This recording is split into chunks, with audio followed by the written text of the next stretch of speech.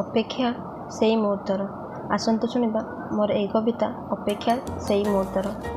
ଅପେକ୍ଷା ସେଇ ମୁହୂର୍ତ୍ତର ଯେଉଁଦିନ ସୂର୍ଯ୍ୟ ଉଇଁବ ସତ, ହେଲେ ସେଦିନ ତାଙ୍କ ଆସିବାକୁ କେହି ଅପେକ୍ଷା କରିନଥିବେ। ବରଂ ସେ ଭଲ ପାଇବା ଗୋଟେଇବା ପାଇଁ ସମସ୍ତଙ୍କୁ ଅପେକ୍ଷା କରିଥିବେ। ଅପେକ୍ଷା ସେଇ ମୁହୂର୍ତ୍ତର ଯେଉଁଦିନ ଅମାବାସ୍ୟାର କୋଠରୀରେ ଜୋଛନାର ଶୀତଳ ଛାୟା ତଳେ ଜହ୍ନ ଖିଲି ଖିଲି ହୋଇ ଆସୁଥିବ। ଅପେକ୍ଷା ସେଇ ମୁହୂର୍ତ୍ତର ପୁରୁଷ ଓ ପ୍ରକୃତିର ମିଳନକୁ ରୋକିବାରେ ଅକ୍ଷମ ହୋଇ ମୁଁ ନୁହେଁ, ବରଂ ତୁମେ ହେଇଯିବ ଏକାକାର ମୋ ପ୍ରେମର ନଦୀରେ ଝାସ ଦେଇ।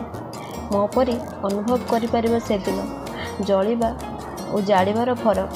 ଅପେକ୍ଷା ସେଇ ମୁହୂର୍ତ୍ତର ପୂର୍ବପରି ବଗିଚାରେ ଗୋଲାପ ଫୁଲ ଗୁଡ଼ିକ ଫୁଟୁଥିବେ, ହେଲେ ସେଦିନ ନା ଥିବ ଭ୍ରମଣର ଗୁଣୁଗୁଣ ଗୀତ, ନା ଥିବ ଗୋଲାପର ବିରହୀ ଗାଥା। ଅପେକ୍ଷା ସେଇ ମୁହୂର୍ତ୍ତର।